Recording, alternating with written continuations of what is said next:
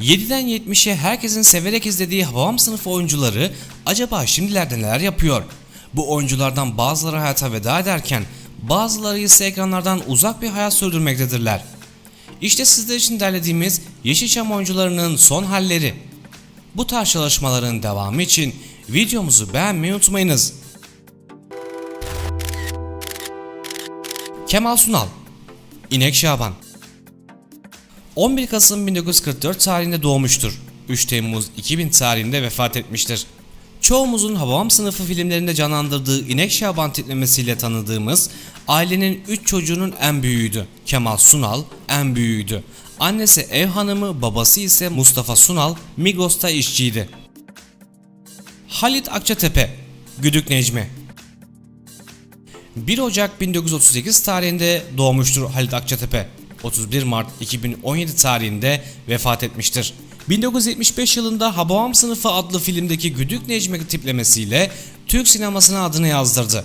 Ordu Ünye'de Sıtkı Akçatepe ve Leman Akçatepe çiftinin oğlu olarak dünyaya geldi. Münir Özkul, Mahmut Hoca 15 Ağustos 1925 tarihinde doğdu. 5 Ocak 2018 tarihinde vefat etti. Küçük yaşlarda tiyatro merak salmış ve İstanbul Erkek Lisesi'ndeki eğitiminin ardından oyuncu olmaya karar vermiş ve gözünü sahnelere dikmişti. Tarık Akan, Damat Ferit 13 Aralık 1949 tarihinde doğdu Tarık Akan. 16 Eylül 2016 yılında vefat etti. Yeşilçam filmlerinde bulunduğu dönemlerde Güldürler'de de oynayan Tarık Akan çoğunlukla Ferit adlı karakteriyle karşımıza çıkmıştı. Adil Naşit, Hafize Ana 17 Haziran 1930 tarihinde doğdu. 11 Aralık 1987 tarihinde vefat etti. Sinema dünyasında Rıfat Ilgaz'ın ünlü eseri Hababam Sınıfı'ndan uyarlanan filmde müstahdem Hafize Ana rolüyle olduğu kadar Münir Özkul ile karşılıklı oynadığı filmlerdeki anne rolleriyle tanınıyor. Muharrem Gürses, Okul Müdürü Muharrem Gürses 15 Ağustos 1913 tarihinde doğdu. 7 Nisan 1999 tarihinde vefat etti. Muharrem Gürses 15 Ağustos 1913 tarihinde Amasya'da dünyaya geldi ve komedyen Atilla Arcan ve Kemal Gökhan Gürses'in babasıdır. Hababam Sınıfı'nda okulun sahibi rolüyle tanınmaktadır. Feridun Şavlı, Domdom Ali 6 Ağustos 1953 tarihinde doğdu. 13 Nisan 1995 tarihinde vefat etti. Feridun Şavlı özellikle Hababam Sınıfı filminin sevilen karakteri Domdom Ali ile tanındı. Pek çok Yeşilçam projesinde ve aynı dönemde reklam filmlerinde de karşımıza çıktı. Farklı sebeplerden dolayı 1978 yılında sinemadan uzaklaştı ve bu şekilde ekranlara veda etmişti. Ergin Orbey, Müfettiş Ergin Orbey 14 Ağustos 1936 tarihinde doğdu. 18 Temmuz 2012 tarihinde vefat etti. İlk olarak 1960'lı yıllarda Eskişehir'de kurulan Belediye Tiyatrosu'nun genel sanat yönetmenliğini yaparak Eskişehir'de tiyatro çalışmalarına başladı.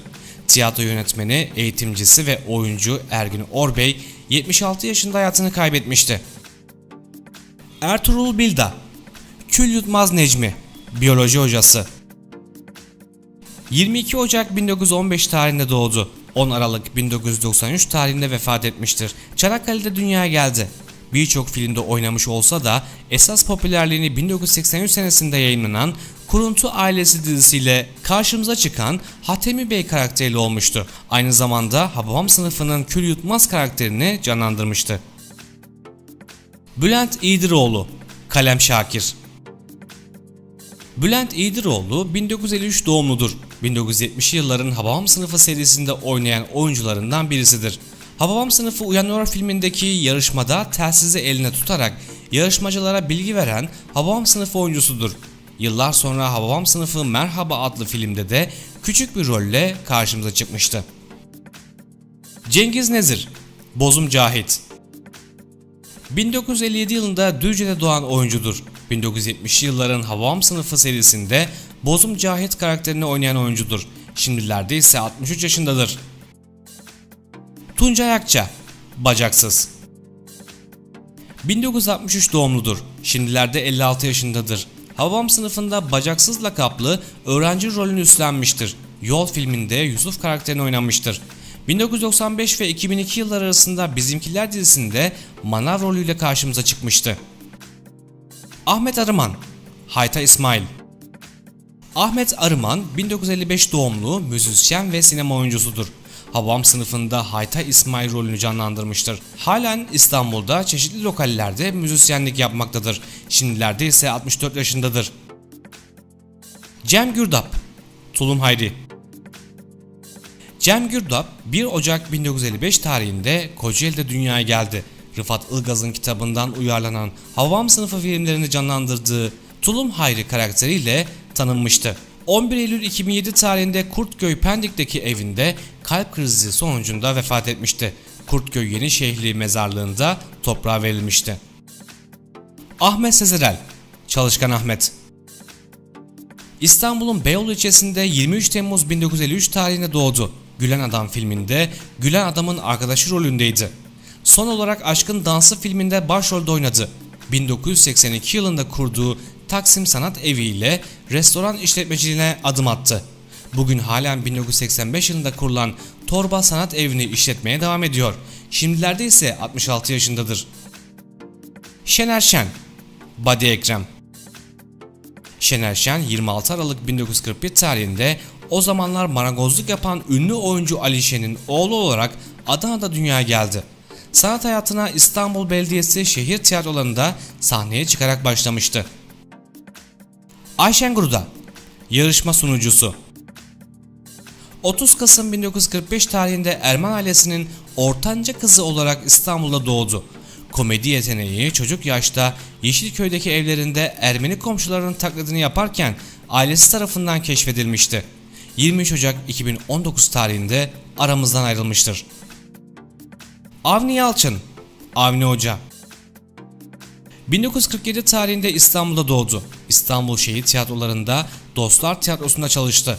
Avni Yalçın 1977 yılında Türk sinemasının unutulmaz komedi filmi Hababam Sınıfı Tatilde de ve Bıyıklı Edebiyat Öğretmeni Avni rolüyle geniş çevreler tarafından tanınmıştı. Semra Özdamar, Semra Hoca.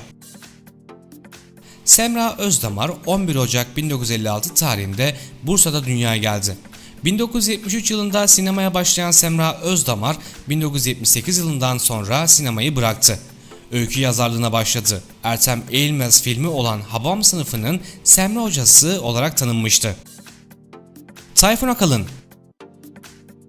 1 Ocak 1958 tarihinde Tekirdağ'da dünyaya geldi. Erciyes Üniversitesi Turizm İşletmeciliği bölümünü tamamladı. Tayfun Akalın, Ertem Eğilmez'in yönettiği Hababam Sınıfı serisinde tanınmıştı. 10 Aralık 2018 tarihinde hayata veda etmiştir. Sizler için derlediğimiz özel çalışmamız burada sona ermiştir. Bizleri izlediğiniz için teşekkürler. Şimdilik hoşça kalın.